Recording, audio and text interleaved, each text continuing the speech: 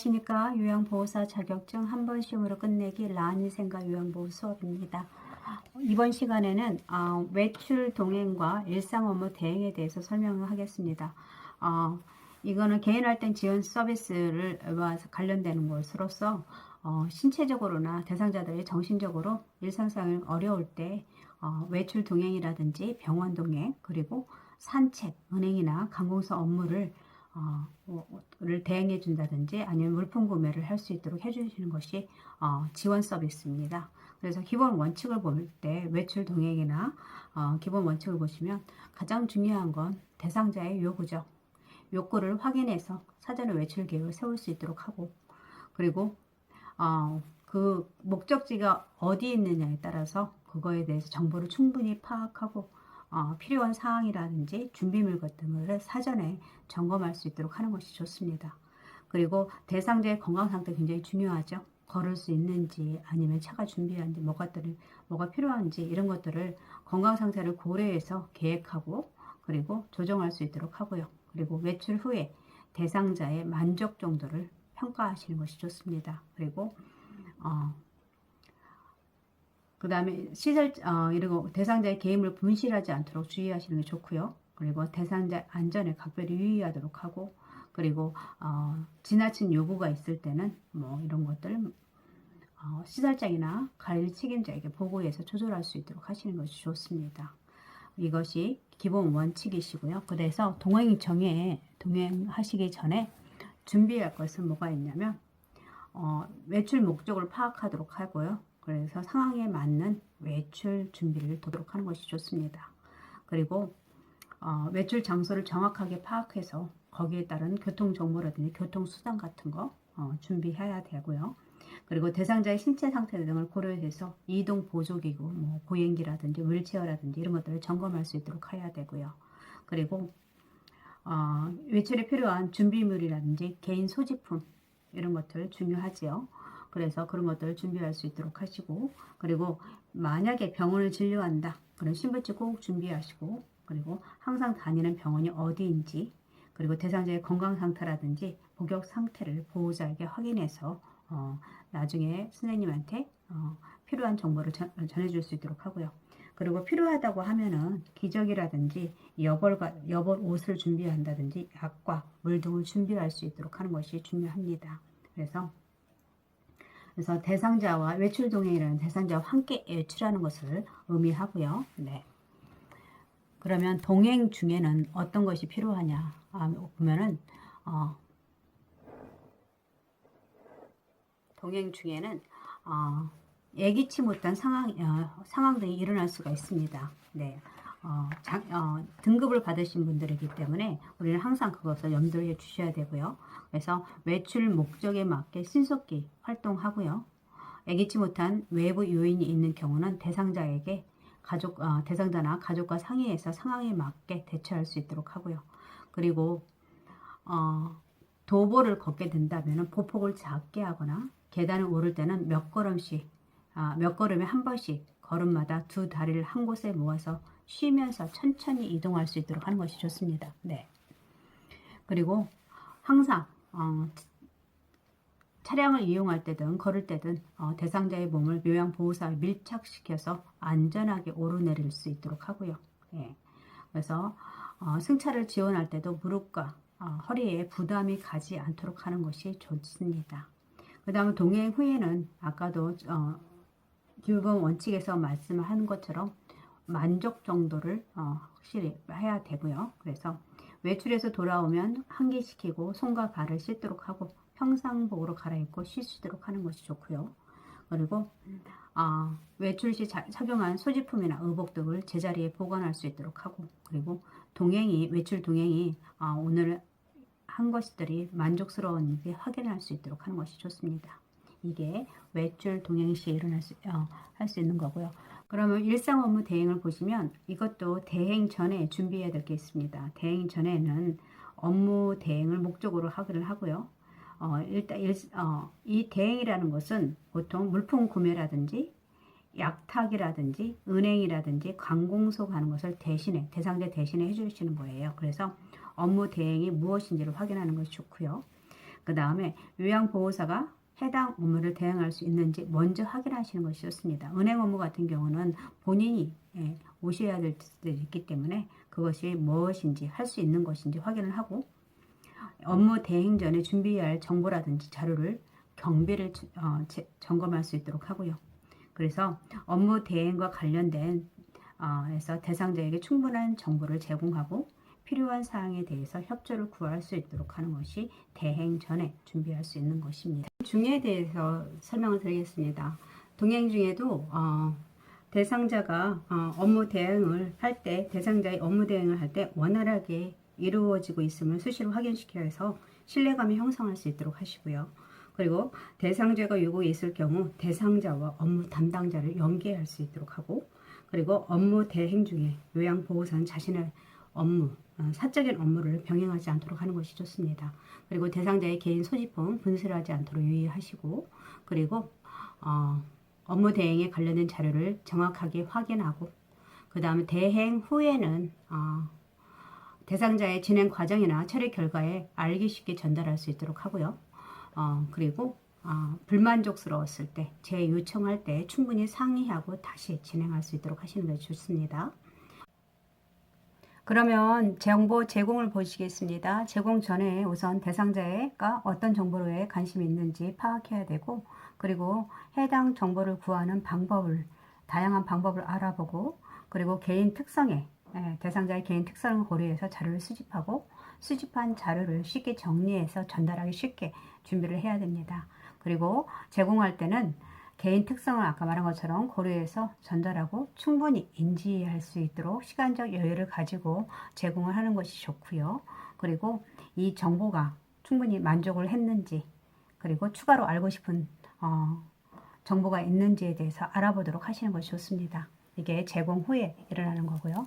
그 다음에 안전한 안전한 주거 환경 조성에는 우선 보시게 되면은 우선 우리가 기본 원칙이 있습니다.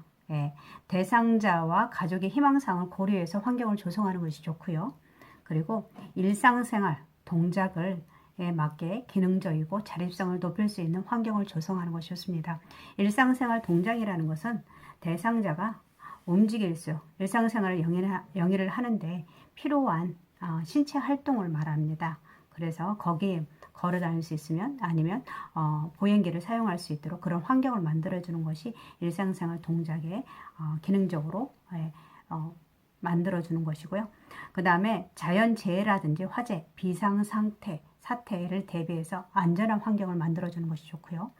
그리고 사생활을 존중하고 사람들과 교류할 수 있는 공간을 만들어 주는 것이 좋습니다. 그리고 주택 개보수를 할 때도 대상자의 경제적 상황을 고려해서 하시는 게 좋겠죠. 뭐 주택 개보수라고 해서 대단한 것은 아니고, 보시게 되면은 대상자한테 약간 편마비가 있으면 건강한 쪽에서 안전 손잡이를 설치를 한다든지, 아니면 미끄럼 방지 욕실 바닥재를 시공을 한다든지, 아니면 문턱을 제거해서 휠체어라든지 아니면은 보행기 같은 게 잘 다닐 수 있도록 한다든지, 그리고 이동 공간을 확보해야 하는 것이 주택 개보수라고 할 수 있습니다. 그러면 우선 안전한 주거 환경 조성에서 현관을 먼저 보시게 되면요, 현관에서는 일단은 문턱이 있는 현관은 안 되겠죠. 그래서 문턱이 만약에 현관이 있다고 하면은 경사로를 설치할 수 있도록 하고요. 그리고 그래서 휠체어 같은 것이 쉽게 통과할 수 있도록 입구폭을 넓게 한다든지 이런 식으로 해주시면 되고요. 그리고 조명도 현관 밖과 발밑에 비출 수 있어서 그림자져서 어둡지 않도록 하시는 게 좋습니다. 그리고 현관 바닥도 미끄럽지 않는 소재로 해서 미끄러지지 않도록 하시고요. 그리고 문고리 같은 경우도 열고 닫기가 편하도록 막대형으로 설치하시는 게 좋습니다. 그리고 신발을 신을 때 쭉 앉아서 신거나 벗을 수 있도록 의자를 놓아두는 거 좋고요. 그리고 복도에는 짐이라든지 신문 등 같은 것들을 좀 놓아두지 말고 이것에 장애물이 되지 않도록 씌워두는 것이 좋고요. 그리고 야간에는 조명을 켜두는 것이 좋습니다. 네. 그리고 거실을 보시게 되면은, 거실은 일단 출입구의 문턱을 없어야 되고요. 이것도. 그리고 햇빛이 잘 들고, 그리고 가족들의 모습과 목소리를 들을 수 있는 것이 좋습니다. 그리고 거실의 넓이도 휠체어라든지 보행기, 지팡이 등이 사용할 때 불편함이 없도록 확보하시는 것이 좋고요. 그 다음 전기 코드 같은 경우도 벽 쪽으로 고정시켜서 이걸로 해서 걸려서 넘어지지 않도록 하시는 게 좋고요. 그 다음에 거실 바닥 같은 경우도 평평하게 하고 가능한 물건을 두지 않고요. 그리고 비상시를 대비해서 응급 호출기라든지 화재 경보기를 설치하시는 것이 좋습니다. 네. 그 다음에 보시면 대상자의 방이거든요. 대상자의 방은 우선 습기가 차지 않는 곳이나 공기가 깨끗하고 조용하고 햇빛이 잘 비치는 남향 또는 남동향이 좋습니다. 그리고 화장실이나 욕실은 가깝게 위치해서 할 수 있도록 하고, 그 다음에 화장실의 문턱 같은 경우 출입구의 문턱을 없애도록 하시는 것이 좋고요. 그리고 대상자가 자주 쓰는 물품이라든지 요양보호에 필요한 물품들은 항상 손이 닿는 가까운 곳에 위치할 수 있도록 하는 것이 좋습니다. 그리고 그림이라든지 사진 떨어지는 일 없도록 안전하게 걸어두고요. 못이 흔들리거나 그러면 안 됩니다. 그리고 가구를 진열할 때는 모서리에 부딪힐 염려가 없도록 배치하고, 그리고 필요하면 모서리에 덧대기를 대고 하고요. 그 다음에 햇빛을 차단하지 않도록 창가에 물건을 두지 말고 커튼과 얇은 것하고 그리고 두꺼운 것을 병행해서 온도라든지 채광이라는 소음을 잘 조절할 수 있도록 하시는 것이 좋습니다. 여기도 대상자의 방도 비상벨 또는 인터폰, 전화 같은 걸 설치해서 사고나 재해 시에 호출이 용이하도록 하시는 것이 좋죠. 그 다음에 부엌과 식당을 보시면 손이 닿는 높이가 좋고요. 손이 닿는 높이라는 것은 싱크대나 가스레인지 대상자의 손이 닿는 높이를 조정하고, 일상생활에 자주 사용하는 물건은 손이 쉽게 닿는 곳에 정돈해 주고요. 그리고 여기도 문턱 없애고 미끄럽지 않은 소재를 선택하도록 하고요. 그리고 화상이나 화재 같은 거 주의하고 깨지지 않는 그릇 같은 거 사용하는 거 좋겠죠. 그리고 손잡이에 있는 그릇 등을 사용하시는 것이 좋고, 그리고 식탁은 휠체어에 앉아서도 이용할 수 있는 것으로 하고, 그리고 높이는 대상자의 앉은 키와 휠체어의 높이를 고려해서 맞추는 것이 좋습니다. 그래서 휠체어에 앉아서도 이용할 수 있는 것으로 높이는 대상자의 앉은 키와 휠체어의 높이를 고려해서 하시는 것이 좋고요. 그리고 식탁보 같은 것은 빨기 쉽고 더러움이 쉽게 눈에 띄어서 눈에 띄는 밝은색으로 하고 발에 밟히지 않는 길이로 조정할 수 있도록 하는 것이 좋습니다. 네. 그 다음에 화장실과 욕실을 보시면 이때도 문턱은 없어야겠죠. 예, 문턱은 없애고, 그리고 문은 깨지지 않는 재질이 좋고요. 그리고 안전손잡이 대상자 쓰기 편한 쪽, 즉 말하면 건강한 쪽에, 마비가 없는 쪽, 즉 건강한 쪽, 그리고 양변기 옆에 세면대 옆에 설치하시는 것이 좋습니다. 그리고 휠체어를 사용하는 대상자의 경우에는 휠체어가 충분히 들어갈 수 있도록 출입문을 넓히시도록 하는 것이 좋고요. 그리고 마비가 있는 대상자를 위해서 미끄러지지 않는 소재를 선택하고, 그리고 미끄럼 방지를 깔아놓는 것이 좋습니다. 그리고 높이가 낮은 욕조가 사용하기 편하고, 욕조 바닥에 꼭 미끄럼 방지 매트를 깔면 낙상을 예방할 수 있고요. 그리고 냉온수 사용할 수 있도록 하고, 그리고 습기가 많은 화장실은 습기가 많기 때문에 낮에는 환기를 시켜서 문을 열어놓는다든지 이런 식으로 해서 환기, 그리고 물기에 바닥에 물기가 있거든 닦아낼 수 있도록 하시고요. 그래서 다른 사람이 사용할 때 넘어지지 않도록 하고, 그 다음에 계단 같은 경우도 계단의 가장자리 미끄러지지 않게 고무 같은 걸 대고요. 그리고 계단과 복도에 안전 손잡이를 설치해서 잡고 다닐 수 있도록 하시는 것이 좋고요. 그리고 일직선 계단은 오르내리는데 부담이 클 수 있으므로 한 번 쉬는 장소에 있으면 좋고요. 그리고 계단 내려갈 때 그림자가 생기지 않도록 발밑에 조명을 설치하시는 것이 좋습니다. 네. 다음에 하실 것이 쾌적한 주거환경 조성인데요. 기본 원칙을 보시면 이것도 대상자나 가족의 희망사항을 고려해서 환경을 만들고, 그리고 건강상태 고려해서, 그리고 사생활 고려할 수 있도록 하시는 것이 기본 원칙입니다. 그리고 쾌적한 실내 환경 조성에서 보면 환기가 가장 중요한데요. 대상자가 사용하는 방은 아까 위치는 아까 남향이나 남동향이 좋다고 했습니다. 그래서 대상자의 건강 상태에 따라서 창문이나 문을 열어서 자주 공기를 환기시켜야 되는데 이걸로 인해서 환자가 심신이 상쾌할 수가 있습니다. 그리고 환기는 하루에 두세 시간 간격으로 하루에 3번 정도 해주시면 되고요. 최소 10분에서 30분 정도 창문을 열어서 환기시킬 수 있도록 하시는 것이 좋습니다.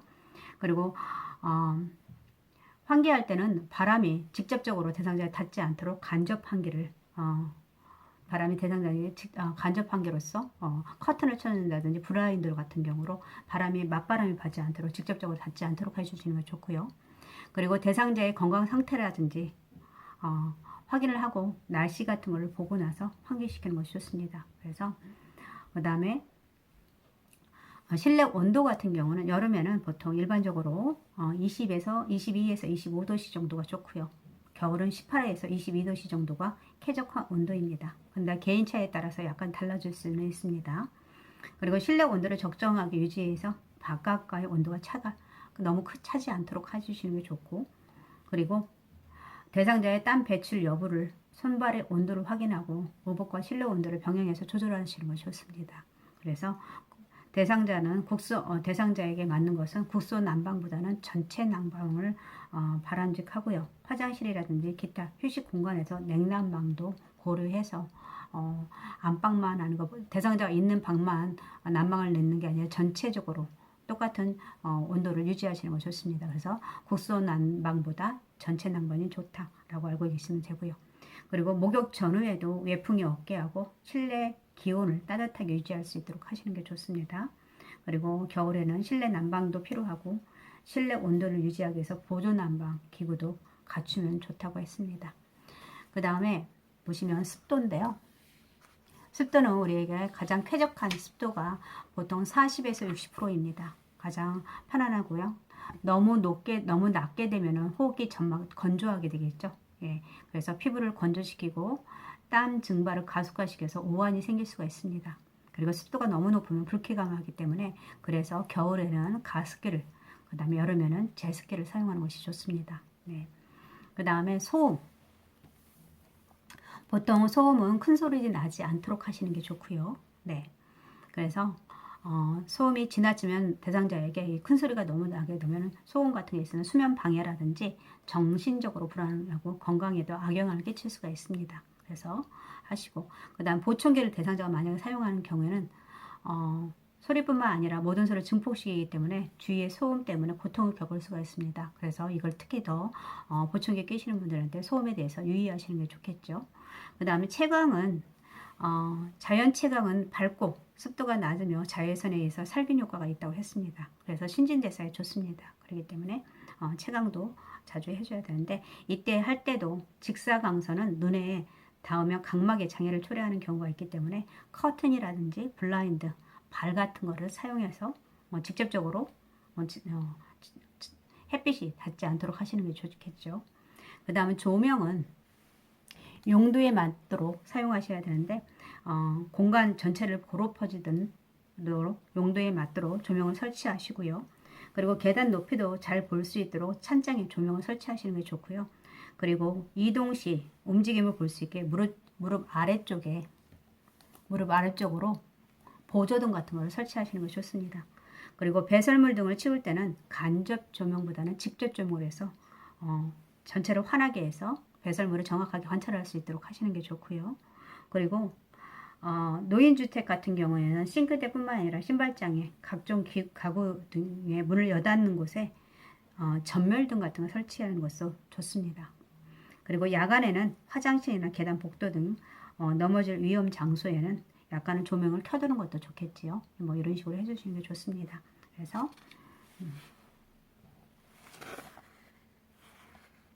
청결한 주거 환경 조성이 있는데, 기본 원칙은 이것도 대상자의 생활 공간은 각자의 생활 습관에 맞추어져 있기 때문에 청소라든지 주변 환경 정돈을 할 때도 반드시 상의하고 동의를 얻고 해주시는 게 좋고요.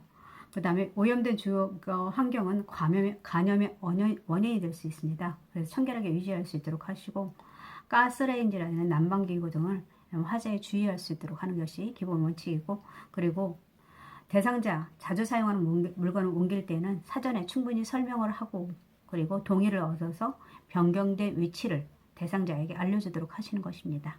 그리고 물건 같은 거 함부로 처분하면 안 되고요.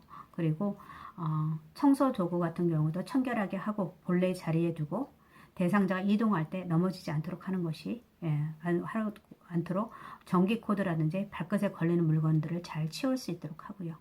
그리고 화재가 나지 않도록 가스레인지 주변에 인화성 물질 놓지 않도록 하고, 그리고 창틀이라든지 문턱 등에 먼지가 쌓이기 쉬운 곳에 자주 청소하고, 삐걱거리는 문 같은 거에서는 기름칠을 해주는 게 좋겠지요. 네.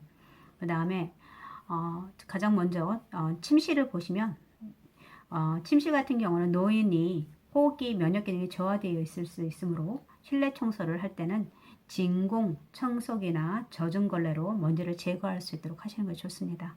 그리고 쓰레기가 많은 경우에는 빗자루에 물을 묻혀서 조심스럽게 쓸도록 하고, 그리고 유리창 청소기 같은 경우는 고무로 밀어낸 후에 걸레를 닦아줄 수 있도록 하시고요. 그리고 침상 시트라든지 침구는 특별한 경우를 제외하고는 아침에 정리하고 낮에는 활동할 수 있도록 있는 환경을 만들어 주시는 게 좋습니다.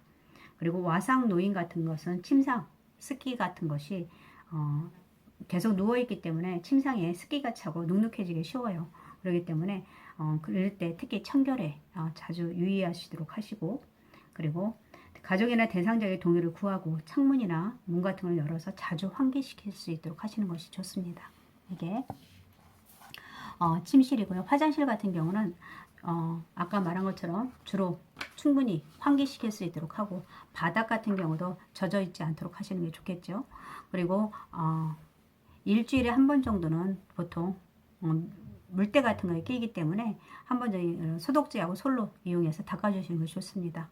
그리고 양변기 같은 경우에 있을 때는 솔에 식초를 묻혀서 안쪽을 변기 안쪽을 닦아주시고요. 그리고 화장실 배수구 같은 건 뚜껑을 솔로 씻고 물때를 씻어낸 뒤에 소독제로 희석한 물로 부어줄 수 있도록 해주시는 게 좋습니다. 그리고 바닥은 아까 말한 것처럼 물기가 없이 건조하게 유지하고, 그 다음 미생물 번식을 예방하는 것이 좋습니다. 그 다음 쓰레기 관리 같은 경우는 분리 배출을 하도록 하시고요. 그리고 쓰레기통 같은 건 물로 씻고 냄새가 났다는 식초로 씻었고, 식초로 살짝 묻혀서 수세미 같은 거 닦아낸 뒤에 헹궈 주시면 됩니다. 그럴 때 냄새가 나간다고 하니까 그런 것도 해주시면 되고요. 그리고 음식물 쓰레기 같은 거는 당일에 치울 수 있도록 해주시는 게 좋겠죠. 그 다음에 주방도 주방 같은 경우도 배수대라든지 수납장, 배수구, 식기 선반 같은 거, 냉장고, 용기는 정리 후에 깨끗이 닦고 말릴 수 있도록 하시는 것이 좋습니다. 그 외에도 물품이라든지 주변 정돈 같은 거, 정도는 보시면 물건의 위치 같은 거 반드시 뭔가를 움직일 때는 대상자나 가족한테 동의를 얻고 물건의 위치를 옮기거나 주변을 정돈할 수 있도록 하고요. 그리고 귀중품 같은 경우는 대상자나 가족의 책임하에 정리하도록 하시는 게 좋습니다. 그 다음에 물품 버리거나 정리할 때도 항상 가족의 동의를 얻고 대상자한테 알려줄 수 있도록 하고요. 그리고 계절과 기온의 변화에 따라서 필요한 물건을 정리해서 이용하기 편리하게 하는 것이 좋습니다. 네, 오늘은 청결한 주거 환경 조성까지 다 마쳤고요. 다음 시간에는 의사소통과 정서 지원에 대해서 설명을 드리겠습니다. 오늘 함께 해주셔서 감사합니다. 수고하셨습니다.